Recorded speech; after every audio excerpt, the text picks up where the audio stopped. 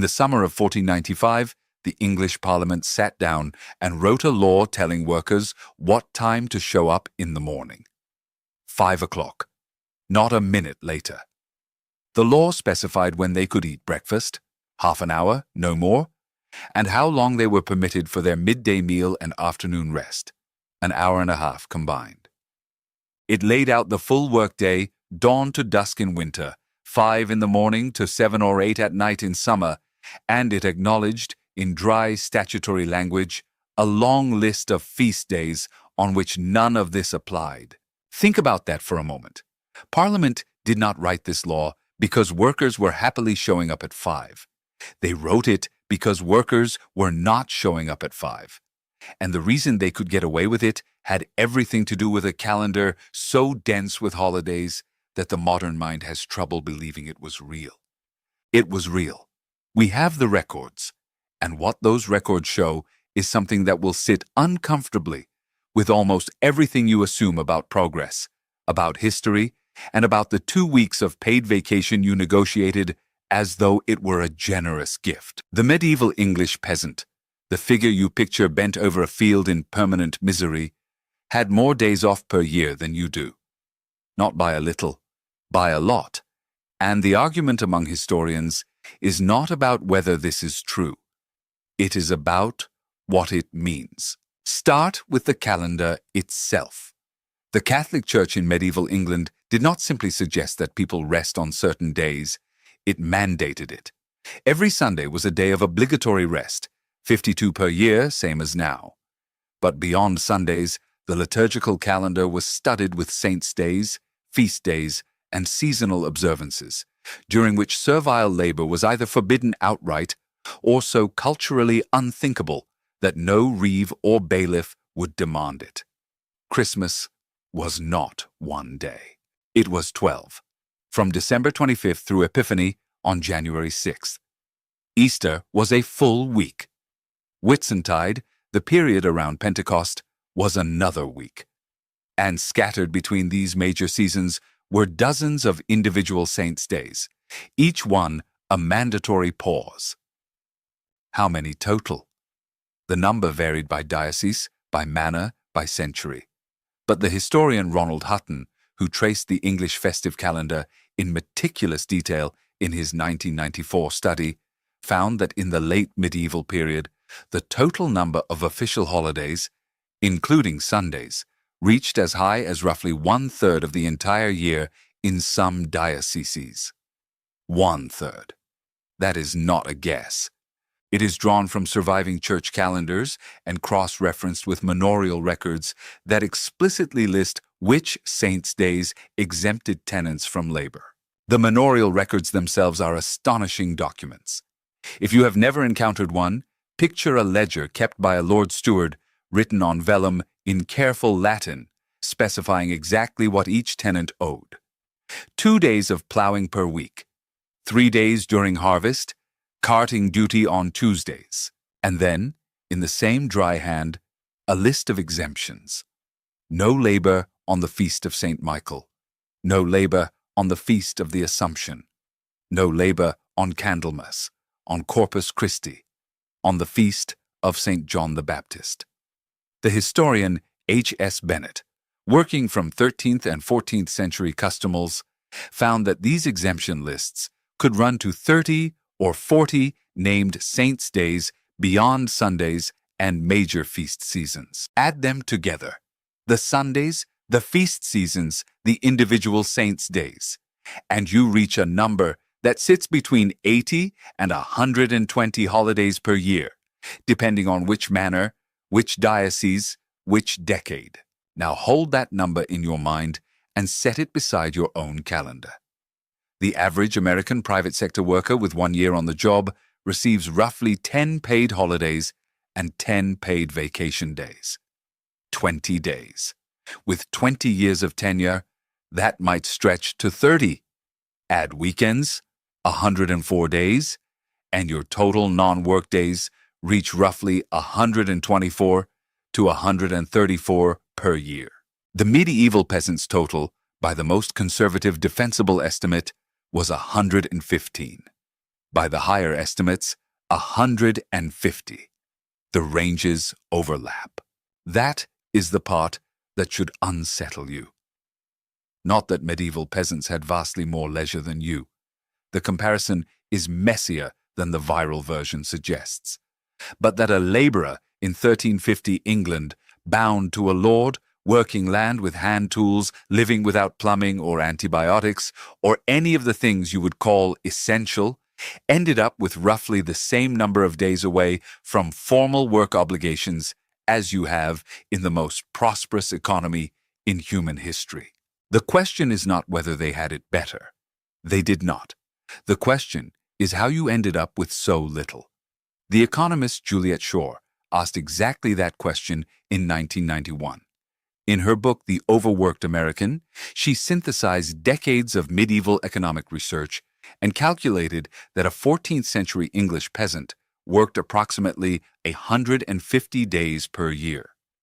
She compared that to the American average of roughly 1,786 annual hours, about 230 working days, and concluded that the medieval laborer worked fewer hours annually than a modern American.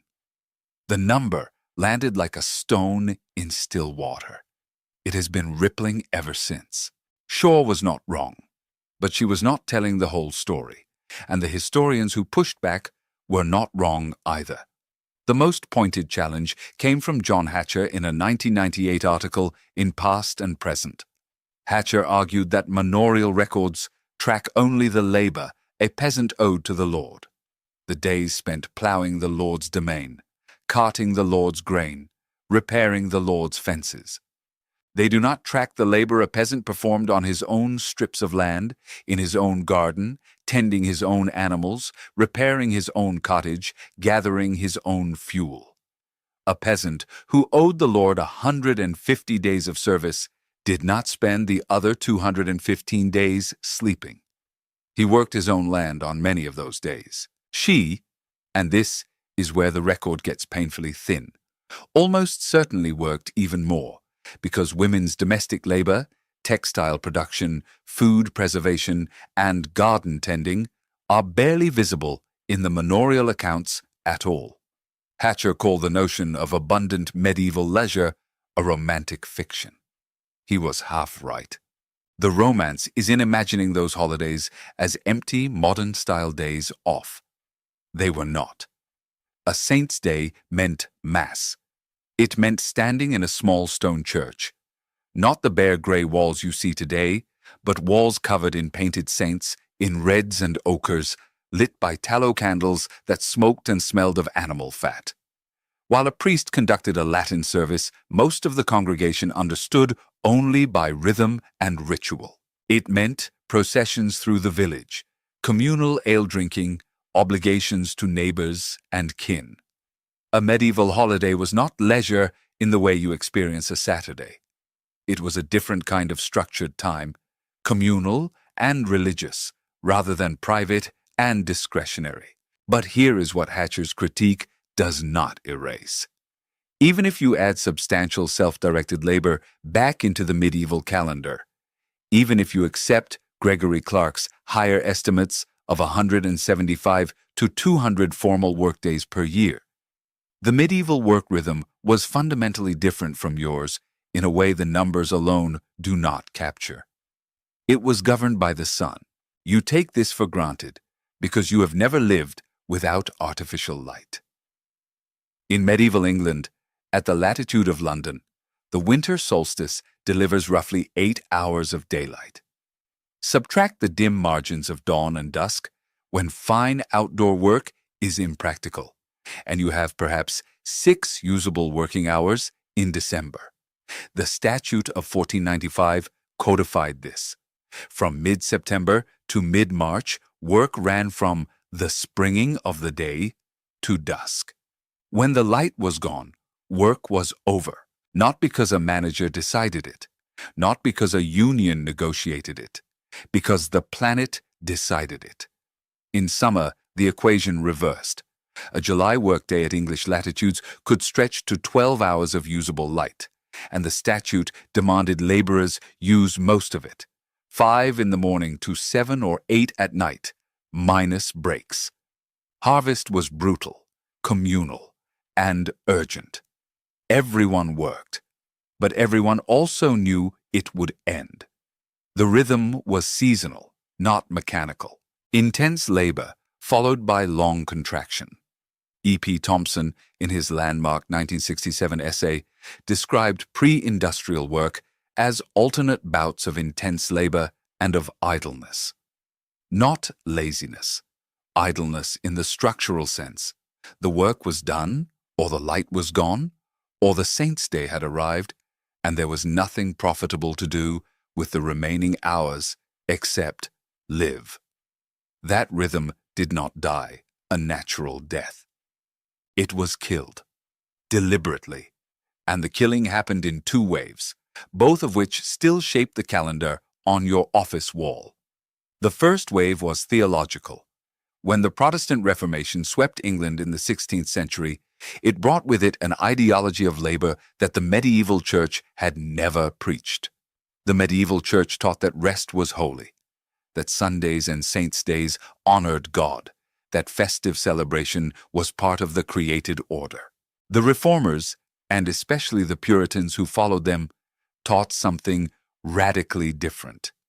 They taught that idleness was sin, that work was godly discipline, that the medieval holiday calendar was not sacred rest but popish corruption, an excuse for drinking and moral laxity. Hutton documents the dismantling in painful detail. Saints' days were abolished. Christmas celebrations were curtailed and, under Cromwell, briefly banned outright. The painted walls of parish churches were whitewashed. The festive calendar that had structured English life for 5 centuries was stripped to its bones, and the theological justification for rest was replaced with a theological justification for labor. The reformer Hugh Latimer complained openly that saints' days encouraged nothing but drinking and swilling. His solution was not better holidays. It was fewer of them. The second wave was mechanical. When the factory system emerged in the 18th century, it needed something the medieval world had never produced. Workers who would show up at a fixed time, work for a fixed number of hours, and submit to a discipline measured not by task completion or daylight, but by a clock. Thompson traced this transformation with the precision of an autopsy. Factory owners hung clocks on walls where no clocks had been. They imposed fines for lateness, a day's wages for 5 minutes. They set the factory clock ahead to steal extra minutes from workers who had no watches of their own. They banned singing, conversation, breaks not sanctioned by the bell. The clock on your office wall, the one you glance at without thinking, is the direct descendant of a disciplinary instrument designed to impose a relationship with time that had never existed before, and that no medieval peasant would have recognized or tolerated. The economist Jan de Vries added a final layer to this story, one that is harder to hear. In his 2008 study of what he called the Industrious Revolution, he argued that the destruction of leisure was not entirely imposed from above. Households in the 17th and 18th centuries began voluntarily trading free time for market goods. They worked more because there were more things to buy. The consumer economy and the overwork economy were born together, entangled from the start, and they have never been separated since. If you are watching this and feeling something tighten in your chest, sit with it for a moment. The impulse to check your email on a Sunday. The guilt you feel when you take a full lunch break. The vague sense that rest must be earned, that an unproductive afternoon is a wasted one. That feeling is not natural. It has a history. It was engineered, first by theology, then by machinery, then by a consumer economy that taught you to want things badly enough to trade your time for them. If you are someone who has thought about these questions, about what we owe our time to, about what was lost when the old calendars were stripped, leave a comment below. Not because I am asking you to engage with content, because this is a question worth thinking out loud about. There is one more complication the honest version of this story requires. The medieval work calendar was not paradise. A medieval English peasant could have 120 holidays and still live a life you would not choose. Famine was one bad harvest away. Medical care was prayer, herbs, and luck. Legal unfreedom, serfdom, meant that your labor obligations, however many days they numbered, were not negotiable. You could not quit. You could not move without permission. You could not marry without the Lord's consent and, often, a fine. The women whose labor is invisible in the manorial records had even less autonomy. More days off did not mean a better life. It meant a differently structured one, with its own brutalities and its own consolations. But the structure mattered. A life organized around seasonal rhythm and communal festivity produces a different kind of human than a life organized around the clock and the quarterly earnings report. Neither is pure, neither is free. But they are not the same, and the people who dismantled the first to build the second knew exactly what they were doing. The average American adult who survives to 65 will have spent roughly 13 years of their life at work. A medieval English peasant who survived to 65, and many did, once passed the lethal gauntlet of childhood, spent something closer to 8 or 9 by the most conservative estimates. The difference is not 5 years of hammock time. It is 5 years of village festivals, of church attendance, of sitting by a fire in December because the sun set at 3:30, and there was nothing else to do but talk or pray or mend a shirt by candlelight. It is 5 years of time that was not productive in any economic sense and was not supposed to be. The next time you request time off, filling out a form, checking your remaining balance, calculating whether you can afford to take a Friday, consider what you are participating in. The system that requires you to ask permission for rest is not ancient. It is not inevitable. It is younger than the printing press. For most of recorded English history, the calendar gave you your rest, whether your employer liked it or not, and the authority behind that calendar was not your company's HR department. It was the church. It was the turning of the earth. It was a civilization that believed, whatever its other cruelties, that human beings were not meant to work every day. The holidays did not disappear because people stopped wanting them. They were taken.